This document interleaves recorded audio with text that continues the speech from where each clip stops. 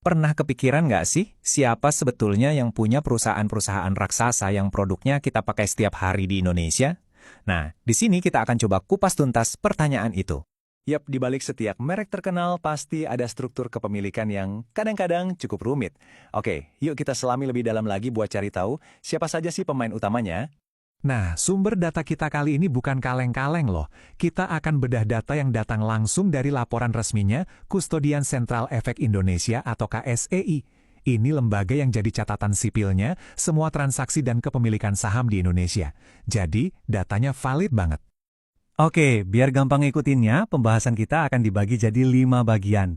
Pertama, kita bedah dulu laporannya. Kedua, kita pahami beberapa istilah kunci. Ketiga, kita ungkap siapa aja pemain besarnya. Keempat, kita bandingkan antara investor lokal dan asing. Dan terakhir, kenapa sih semua ini penting buat kita tahu? Yuk, kita mulai dengan bagian pertama. Kita akan lihat lebih dekat lagi dokumen dari KSE ini dan coba pahami sebenarnya informasi apa aja sih yang ada di dalamnya. Jadi, poin yang paling krusial tuh ini, data ini super spesifik. Laporan KSE ini nggak main-main, dia mencatat setiap investor, baik itu perorangan maupun perusahaan, yang punya saham di atas 1% di sebuah perusahaan terbuka. Ini bukan perkiraan, tapi catatan konkret. Oke, sebelum kita masuk ke nama-nama besarnya, ada 2 istilah teknis yang penting banget buat kita pahami dulu biar nggak bingung nanti. Ini bakal ngebantu banget buat ngerti data yang akan kita lihat setelah ini. Jadi gini, sebagian besar saham zaman sekarang itu bentuknya tanpa warkat atau scriptless.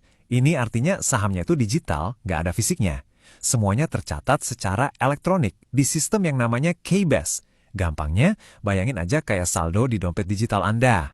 Nah, kebalikannya ada yang namanya saham warkat atau scrip. Ini adalah sertifikat fisik, beneran selembar kertas gitu. Meskipun masih ada, sekarang udah jauh lebih jarang. Ini ibaratnya kayak uang tunai di zaman yang serba digital. Pencatatannya pun di sistem yang beda, namanya EBAE. Jadi, singkatnya gini deh perbandingannya. Di satu sisi, ada saham tanpa warkat yang serba digital dan modern. Di sisi lain, ada saham warkat yang bentuknya fisik dan tradisional. Nah, yang penting diingat, sebagian besar data yang akan kita lihat nanti itu berasal dari sistem digital yang modern ini. Oke, ini dia nih bagian yang paling kita tunggu-tunggu. Sekarang kita udah punya dasarnya, yuk kita lihat siapa aja investor-investor raksasa yang namanya nongol di laporan KSI ini. Satu hal yang bakal langsung kelihatan dari data ini adalah gimana kepemilikan saham itu seringkali sangat terkonsentrasi. Artinya, ternyata cuma segelintir pihak aja yang punya porsi super besar di sebuah perusahaan. Coba kita ambil Adaro Andalan Indonesia atau AADI sebagai contoh pertama. Lihat deh tabel ini. Ada 3 nama teratas di sana. Kalau dijumlahin, mereka bertiga aja udah pegang lebih dari 60% perusahaan. Ini nunjukin kalau kekuatan pengambilan keputusannya sangat terpusat. Dan coba fokus ke angka ini, 41,10%. Bayangin, satu entitas aja, yaitu Adaro Strategic Investments, bisa mengendalikan porsi sebesar itu. Ini benar-benar kasih kita gambaran nyata tentang skala pengaruh yang mereka punya. Tapi jangan kira pemiliknya itu cuma perusahaan doang loh. Data ini juga mengungkap siapa saja individu-individu di baliknya, termasuk beberapa nama yang mungkin udah nggak asing lagi di telinga kita. Misalnya nih, di perusahaan Alam Tree Resources Indonesia atau Adero, kita bisa lihat nama-nama seperti Pak Garibaldi Thohir yang pegang lebih dari 6%, dan juga ada Pak Sandiaga Salahuddin Uno dengan kepemilikan sekitar 2%. Data ini benar-benar bikin kita bisa ngintip siapa saja tokoh di balik layar perusahaan besar. Oke, sekarang kita geser sedikit ya.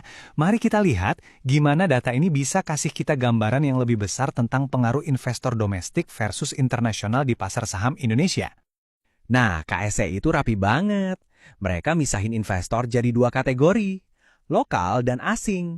Ini metrik yang penting banget, karena dari sini kita bisa lihat seberapa besar sih peran modal dari luar negeri dalam perekonomian kita. Coba deh, lihat contoh yang cukup ekstrim ini di Bank IBK Indonesia. Grafik donat ini nunjukin dengan jelas banget kalau hampir seluruhnya, tepatnya 91,49%, itu dimiliki oleh satu entitas asing, yaitu Industrial Bank of Korea. Tapi jangan salah, nggak semuanya kayak gitu kok. Tentu saja ada banyak banget perusahaan di mana kepemilikan mayoritasnya justru ada di tangan investor atau perusahaan dari dalam negeri. Nah, sebagai perbandingan, kita intip asuransi Bintang. 3 pemegang saham teratasnya, yang kalau di total itu punya lebih dari 80% saham, ternyata semuanya adalah entitas lokal Indonesia. Ini nunjukin struktur kepemilikan yang sangat domestik. Jadi, kita udah lihat datanya, nama-namanya, perbandingannya. Terus, kenapa kita harus peduli? Kenapa keterbukaan informasi kepemilikan ini sebegitu pentingnya? Well, ada beberapa alasan utama. Pertama, ini semua soal transparansi. Kedua, ini bisa membangun kepercayaan terutama buat investor retail seperti kita-kita. Ketiga, data ini penting banget buat para analis untuk riset pasar. Dan yang terakhir, ini bisa ngebantu mengungkap kalau ada potensi konflik kepentingan yang tersembunyi. Jadi kalau ada satu hal yang bisa kita simpulkan dari semua ini, kira-kira begini.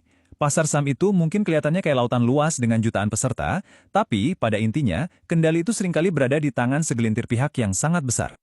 Nah, ini tentu memunculkan pertanyaan yang lebih dalam untuk kita renungkan bareng-bareng.